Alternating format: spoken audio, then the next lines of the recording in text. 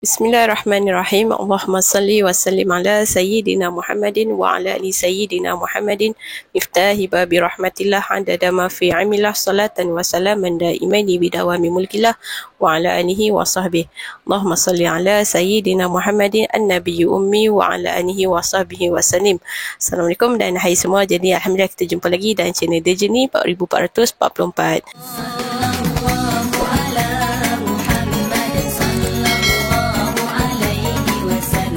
Jadi untuk video kali ini, Nisa nak bawakan satu kisah yang diceritakan sendiri oleh pengamal selawat ni.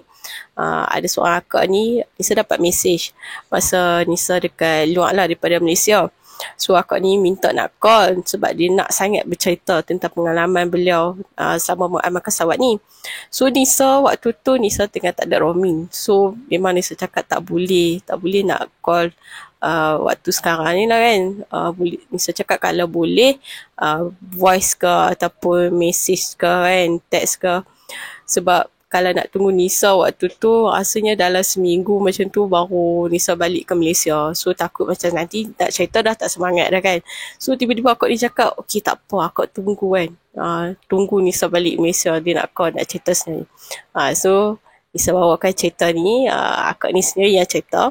So jom kita dengar.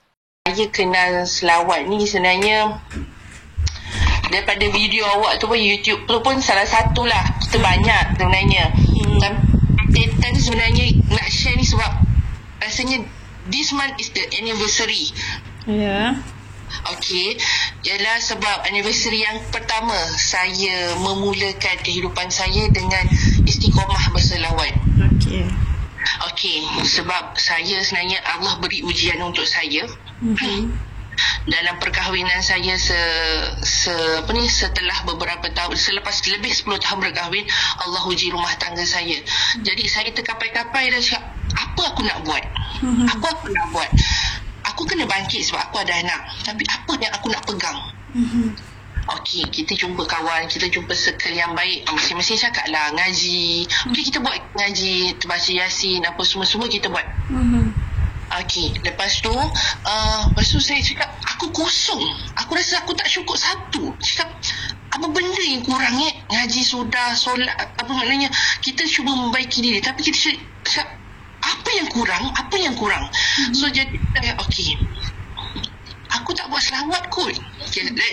Dari situlah cari video-video selawat Ustaz Wadi lah, macam ustaz lah. Lepas tu dengan awak punya video kita ambil tau.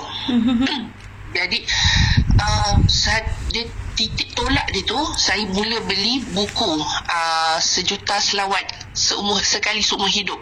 Buku tu ada dekat Shopee. Saya beli buku tu bulan 11, tapi saya tak start lagi tau. Saya beli je. Okey. Lepas tu kata aku nak buat sampai waktu bila dah masuk bulan 12 kan. Kenapa aku nak tangguh lagi benda ni? Aku bukan orang baik, tapi aku nak jadi baik. Okey, itu satu. Yang kedua, umur aku ni tak tahu lagi bila akan datang Allah akan jemput. So why not starting? Awak tahu tak, saya starting tu nak mendapatkan 10 tu kan, cakap dia macam ragu-ragu tau. Cakap dia ragu-ragu tu, cakap, betul ke aku nak buat Allah kata sebab kita baru nak masuk langkah dunia tersebut. Lepas tu bulan 12, jujur saya cakap, sepanjang 30 satu hari pada bulan 12 saya cuba boleh buat 500 kalimah saja selawat lillahi ta'ala. Saya tak tipu, tak sampai. Saya rasa saya tak sampai. Buku tu saya catat, saya tik-tik lah. Jadi saya kira total selama 31 hari tak sampai 500 kalimah pun. Allahumma salli ala sayyidina Muhammad tu tak sampai 500 pun. Lepas tu saya diam. Apa yang kau nak sebenarnya dalam hidup kau? Allah dah tunjuk satu-satu. So kau nak perbaiki diri kau nak baiki kehidupan kau, anak kau, pasangan kau. So jihad, this is your jihad. Okay. So bulan Januari saya buat betul-betul, starting buat betul-betul, dapatlah tempoh 30 hari tu dapat 1000 plus. Lepas tu bulan 2 saya tambah lagi, dapatlah 2000 plus. Maknanya 28 hari dalam tempoh 2 bulan tu, bulan Februari tu dapatlah 2000 plus. Dan ada satu peristiwa besar, sangat besar pada saya. Satu hari tu saya bermimpi pada bulan 2 tu. Bulan 2 tahun ini, Februari 2023. Waktu tu saya hari Jumaat. Allahumma salli ala Muhammad. Waktu tu saya duduk berseorangan dalam bilik, saya lipat baju. Anak-anak tak kacau, tapi kita duduk diam sambil lipat baju, sambil selawat. Lepas tu saya ngantuk. Jangan perempuan lipat baju ngantuk, tidur. Tidur tu selepas solat zuhur lah macam tu, saya berada dalam mimpi saya berada dalam satu kawasan yang Masya Allah padang pasir, tapi saya seorang. Tanah tandus pasir, saya seorang. Lepas tu cakap, kat mana aku ni tak ada seorang, saya seorang je.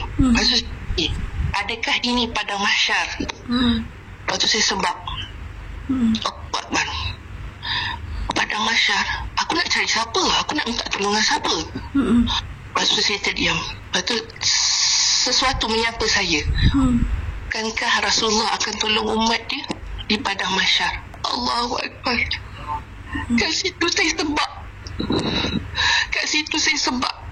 Saya rasa tertampar. Saya rasa cakap, ya Allah, hinanya aku. Aku nak minta tolongan Nabi, tapi selawat aku tak nak. Allahu Akbar, menggigil saya. Lepas tu saya teringat lagi, adalah kita belajar ustaz dia cakap, sewaktu padang mahsyar nanti, semua manusia tidak ada seurat benang pun. Betul kan apa yang saya cakap? Betul tak? Ustaz dia cakap kan? Betul. Allahu Akbar. Waktu tu saya menggigil. Satu tubuh badan saya menggigil. Aku nak minta tolong dengan Rasulullah, tapi badan aku tak ada surat benang pun. Ya Allah, malunya aku. Ya Allah, aku nak minta tolong dengan manusia yang paling mulia, tapi aku tak ada pakaian. Aku tak menutup aurat. Ya Allah, aku nak buat ni.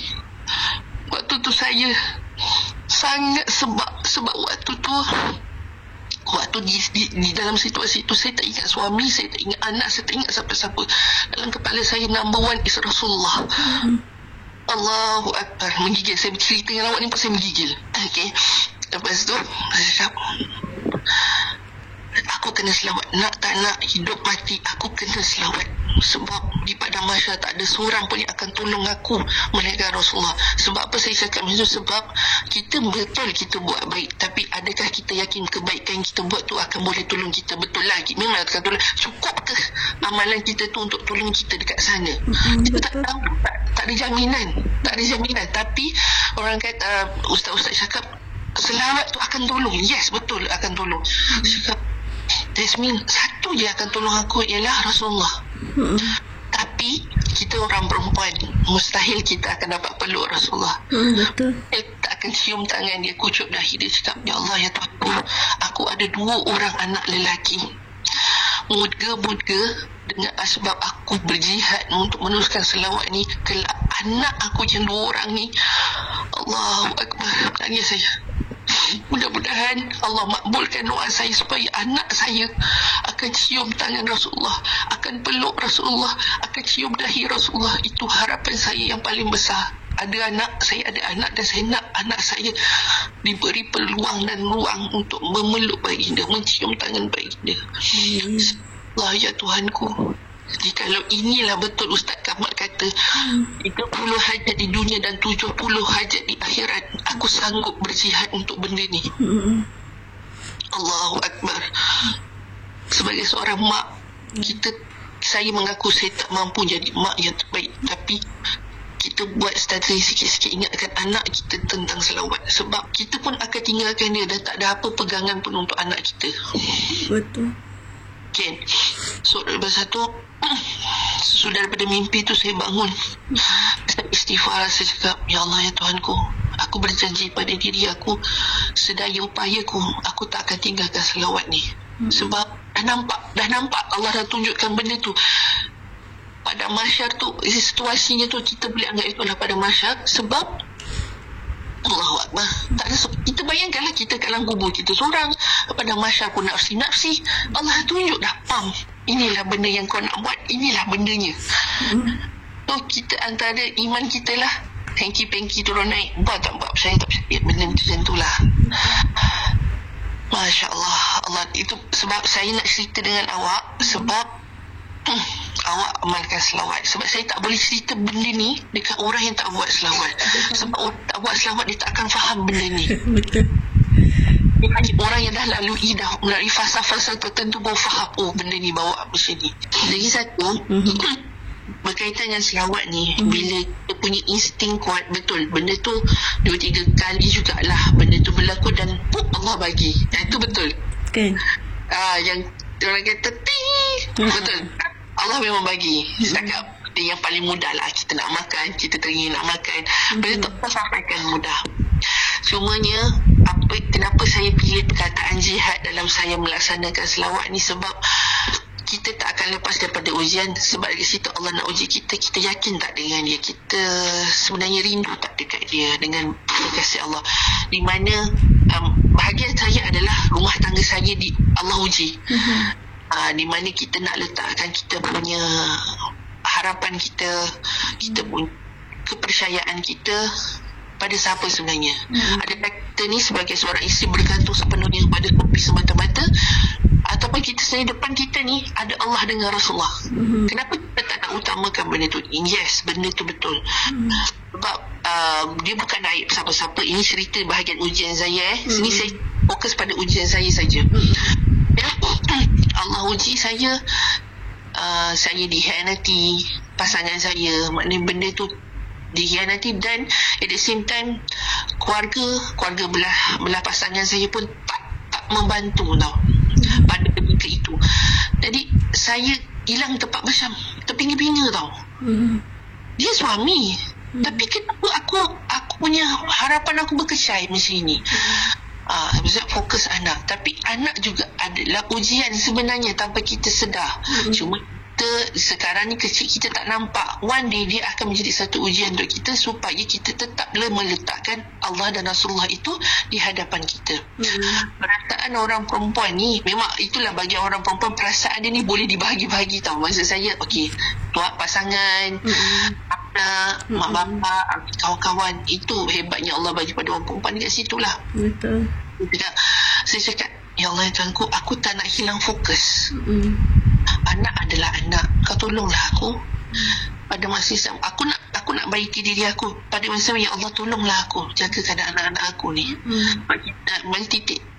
Titik tolak selibur selawatnya adalah saya nak anak saya berkhidmat untuk Rasulullah. Ada 3 orang anak, seorang perempuan, 2 orang lelaki.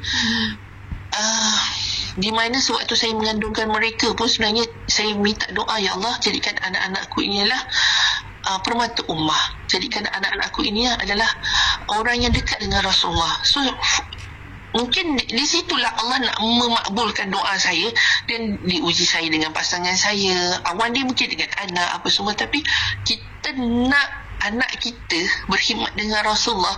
That's why Allah mungkin bagi training daripada sekarang. Aku uji kau dengan begini, aku bagi kau begini. Macam tu. So cuma kita tak nampak perasan tak perasan je. Allah sedang memakbulkan doa kita yang dulu-dulu mungkin kita dah lupa. Beginilah macam ni. Jadi kau yakin tak dengan Allah, dan kau yakin tak dengan Rasulullah? Habis itu sampai saya lose hope dengan pasangan saya. Saya cakap, ya Allah ya Tuhanku, aku dah tak ada tempat lain dah. Aku nak trust, aku nak terpegang kebergantungan aku ni. Cukuplah engkau, cukuplah kekasih engkau untuk aku bergantung harap. Bukan tak sayang suami, bukan tak meletakkan suami, tapi dia manusia. Petik jari Allah boleh tukar perasaan dia. Petik jari dia boleh hianat kita. Kita bukan kita, kalau tak dia pun kita pun mungkin akan beralih rasa daripada pasangan kita. Itu tujuan kita. Bagi saya fokus cakap, cukuplah engkau dan Rasulullah menjadi keutamaan di dalam hidup aku, perjuangan aku. Itu saja saya cakap. Itu je lah harapan saya sekarang, supaya apa yang saya perjuangkan sekarang ini Allah bantu menyelamatkan iman dan akidah anak-anak saya. Itulah zaman sekarang kan. Zaman sekarang iman dan akidah tu sangat mahal. Jadi betul. jihadnya saya berselawat, maknanya saya memang dalam saya punya Telegram tu 600, tapi kewajipan saya naikkan setiap bulan. Sekarang 1000, mesti 1100 satu hari. Yalah, itu sebagai target je lah kan. Tapi memang hidup mesti teruskan dengan selawat. Wajib. Tak boleh. Sebab macam ni saya nak anak saya Allah selamatkan, Allah jaga. Itulah harapan saya. Once Allah jaga awak, tak kira lah awak isteri orang ke, awak anak dari orang ke, tak berkahwin. Itu benda yang hanya gelaran. Tapi bila kita dalam pemeliharaan Allah, Masya Allah, Allah akan jaga kita sebenarnya. Betul. Daripada circle kita, daripada macam ni, contohlah orang tu orang yang berbuat maksiat, kita tak hina dia, tapi orang tu, kalau orang tu adalah orang bermaksiat dan boleh menyebabkan hati kita terpesong, Allah tu pelan-pelan dia akan tarik kita sebenarnya. Dia akan jaga kita. Tak kisahlah benda tu daripada pasangan kita ke, keluarga mertua ke, keluarga kita ke, apa ke, rakan-rakan sepejabat ataupun jiran tetangga ke, tapi Allah akan pilihkan untuk kita orang yang terbaik sebenarnya. Dan kita kena minta tu benda tu, ya Allah, pilihkanlah untuk aku kawan yang baik. Jangan sampai aku ni lupa pada engkau, jangan sampai aku lupa pada Rasulullah. Sungguh kita kena minta benda tu. Sebab kita dah mulakan selawat, sebab kita nak baiki diri, sebab kita tahu iman kita tak kuat. That's why kita minta dengan Allah, Allah pilihkan kita kawan dan circle yang baik-baik supaya kita tak tergelincir. Terjatuh itu betul, tapi jangan tergelincir daripada jalan yang sebenarnya. Itu benda yang saya sangat takut. Tapi itulah, macam kalau kita selalu pegang pada selawat ni, dia akan bawa, dia macam sentiasa bawa kita. Dia macam tu. Kadang-kadang kita pun macam iman turun naik kan, tapi bila ada selawat ni, insya-Allah lah sentiasa dibimbing. Betul, itu saya sangat setuju. Di mana saya dilanda kekecewaan dengan pasangan saya atau ataupun rakan-rakan terdekat saya kena duduk diam. Kita marah sebenarnya, kita rasa dendam, kita rasa sangat ialah sebab kita dihianati, bukan orang lain tapi pasangan kita. Dia bukan curang, bukan, tapi adalah apa yang saya dihianati saya. Okey, apa yang saya cakap, saya nak dapat kepercayaan tu susah. Sampai ke satu tahap saya cakap dengan parents saya cakap, "Ma, tolonglah, jangan paksa saya untuk menyayangi dan mencintai pasangan saya. Tolong jangan paksa saya, sebab benda tu menyebabkan hati saya punah, hati saya berkecai, berkeping-keping. Cukuplah, Mama ingatkan akak dengan Rasulullah, Mama ingatkan akak dengan Allah. Cukup, jangan ingatkan saya tentang cinta. Tolong, hati saya dah punah." Saya cakap, hati saya dah berkecai. Perjuangan saya adalah saya kerana anak, kerana Allah dan Rasulullah. Tolonglah, itu saya minta dengan parents saya lah dalam sesi kaunseling saya sendiri. Minta itu. Bayangkan kita sebagai isteri, tempat kita bergantung pada suami punah, dikhianati, kita dah tak ada siapa dah. That's mean Allah tunjuk engkau, walaupun kau seorang isteri, suami kau tu bukan tempat kau bergantung sebenarnya. The truly mulilah orang kata perkara yang sebenarnya bukan suami, tapi aku, iaitu Allah. Allahu Rabbi sangat mengajar saya sebenarnya tentang selawat ni. Allahu Akbar. Benar, itulah yang sangat mengajar saya sebagai seorang perempuan, sebagai seorang ibu, sebagai seorang isteri. Sebab perempuan ni dia punya perasaan rapuh. Betul, perempuan ni rapuh. Memang Allah ciptakan macam itu. So pegangan kita kalau tak ada pada Rasulullah, tak ada pada Allah.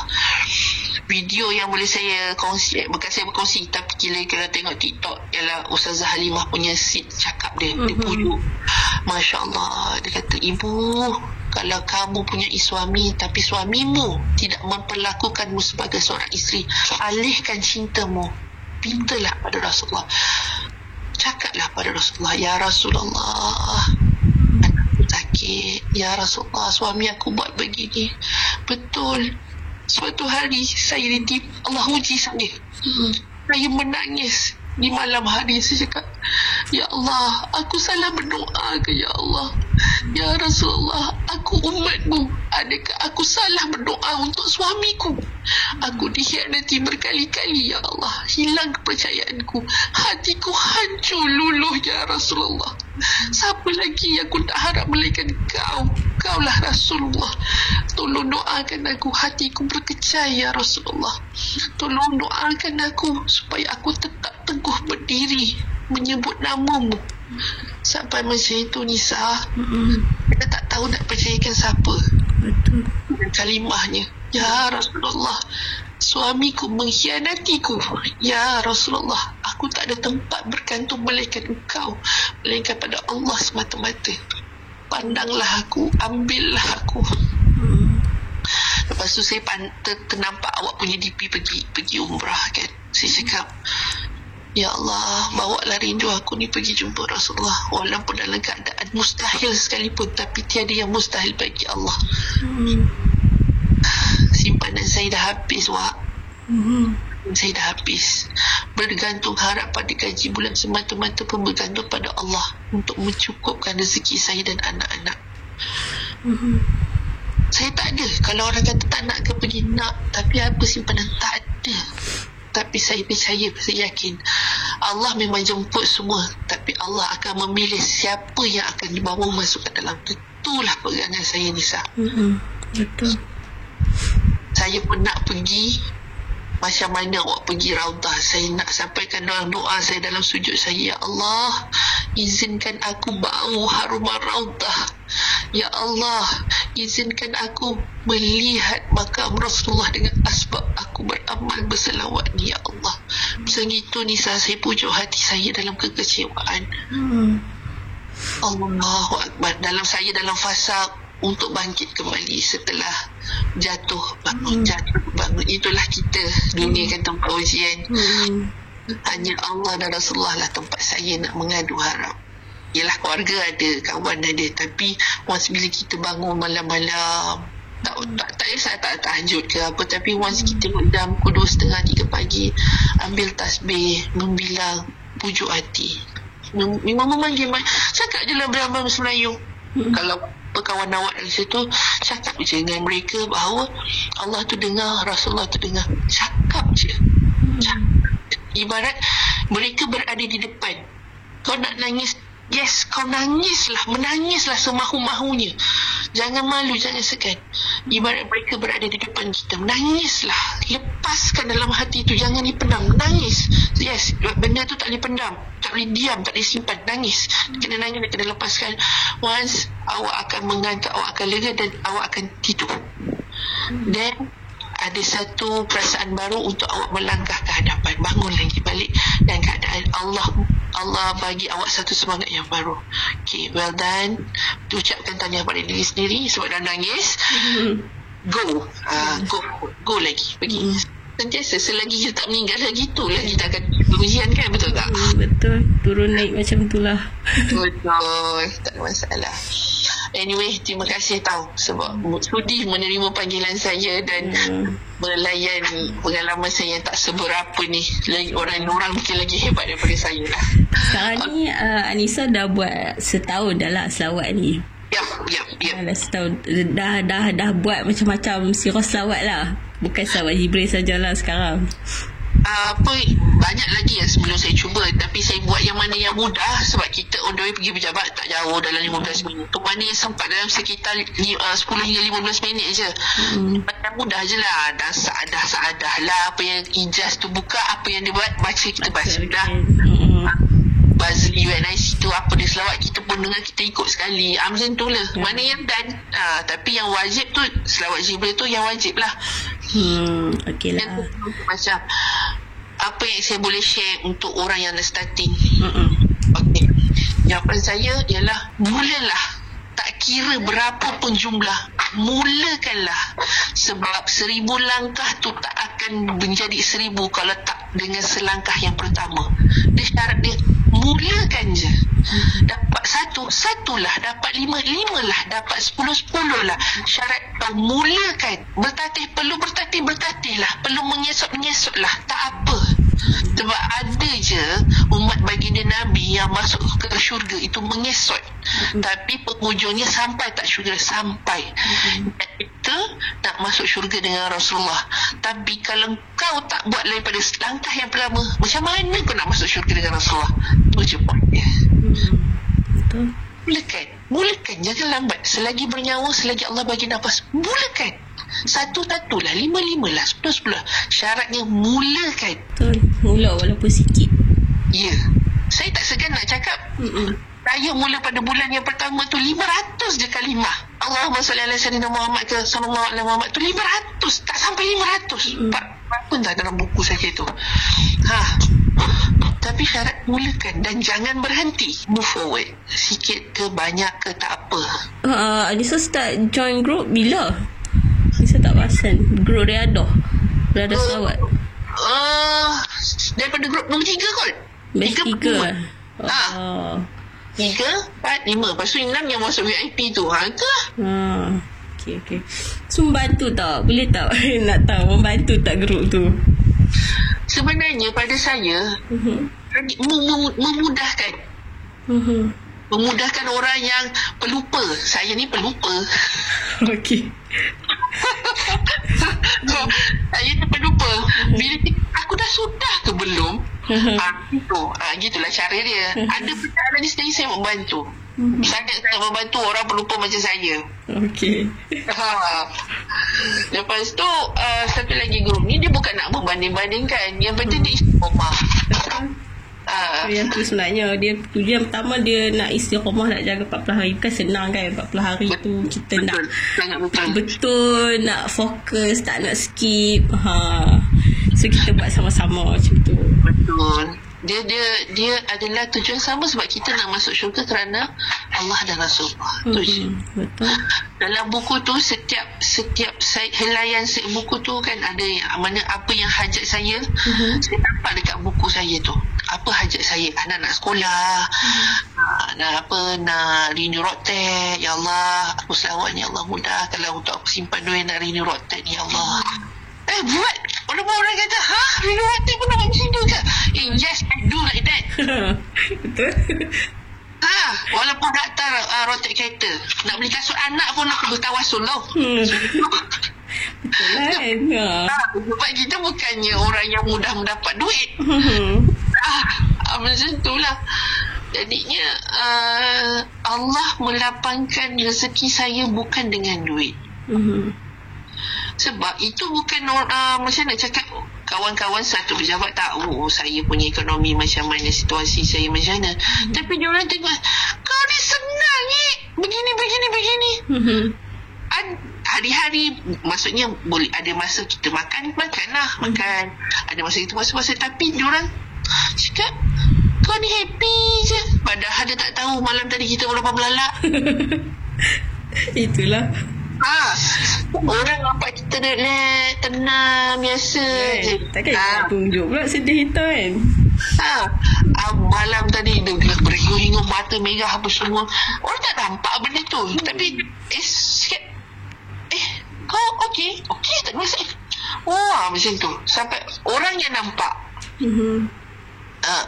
yang melalui kita, tapi orang nampak macam kau ni macam ni.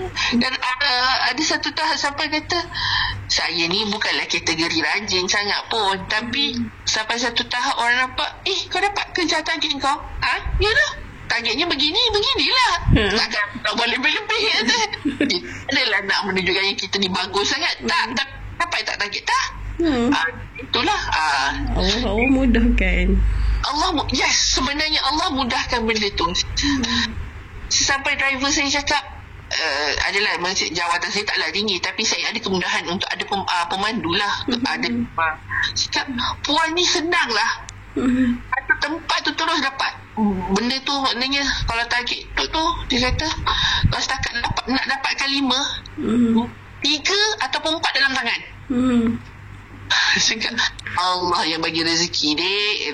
Itulah. Tapi itulah salah satunya secara tak nampaknya ialah mudah saja jalannya. Tapi betul apa yang Ustaz Kamal tu cakap, lepas saya kena mimpi yang kat padang, ibarat padang mahsyar tu kan, saya cakap betul. Sebenarnya biarlah 30% tu hajat di dunia, tak apa. Sebab kita dekat dunia ni sekejap je. Kita dah masuk alam barzah, kita tak tahu kita duduk dalam tu berapa ratus tahun. Kena bantai, kena tibai, tak tahu berapa lama. Nak menghadap lagi, mizan lagi apa semua. Lama.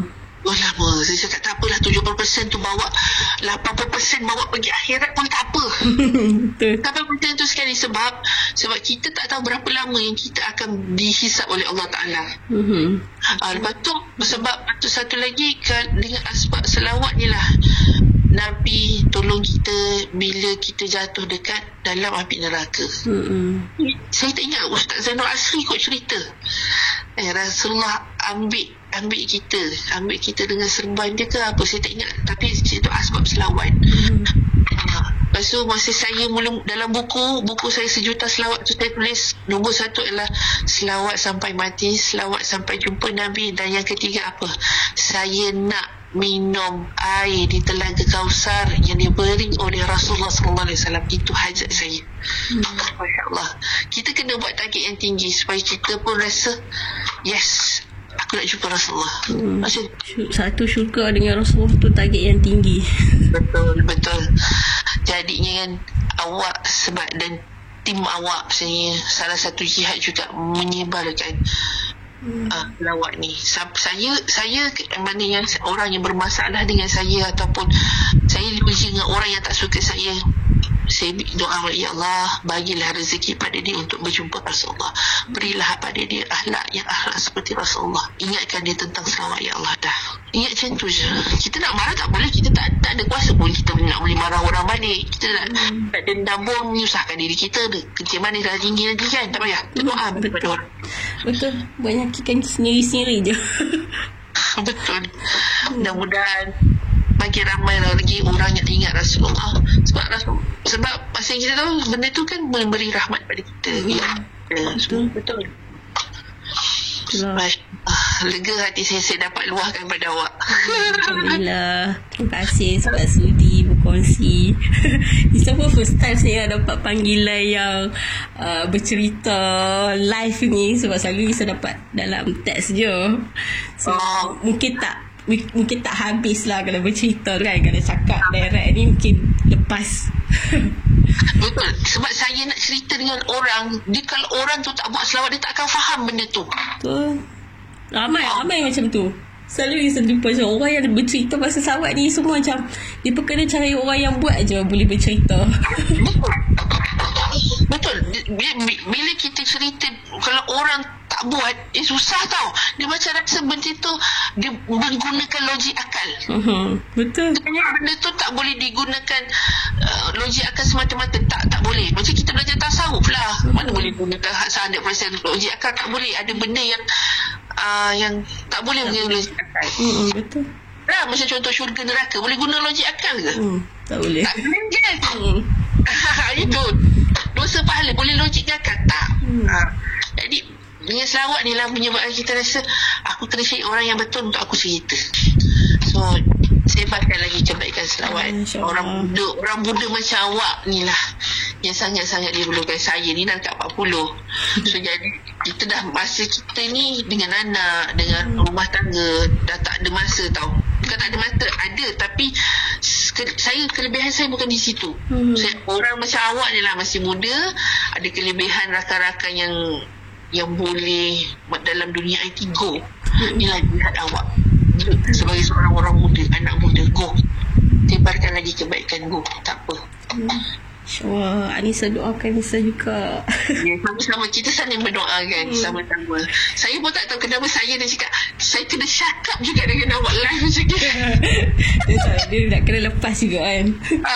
Tak apa, tunggu awak balik pun tak apa. Saya tunggu. Itulah. So Anissa pun tak sangka Anissa dapat mesej tu pun dekat sana. Memang ada kat sana. Cakap, ya Allah, tunggu aku kena cerita dengan orang ni. Sebab yelah video awak tu lah salah satunya masa dalam PKP yang macam mana awak cerita awak jadi tukang ambil gambar kan. Betul tak? Benda tu impossible, tapi Allah bagi awak rezeki macam tu. So bagi saya sama juga macam saya. Benda tu impossible, tapi Allah beri saya rasa macam mana yang awak rasa rezeki tu dibagi. Cakap, okay, I decide you are the right person to I call and tell the truth. Alhamdulillah. InsyaAllah, mudah-mudahan silaturahim ini sampai ke akhirat, InsyaAllah ada rezeki bersepuluh muka, InsyaAllah. Ya Allah, tak apalah, semuanya dengan izin Allah. Rasulullah, demi niat kita supaya orang lebih dekat dengan Rasulullah. Sebab hampir dunia kita ni dah nak habis hujung.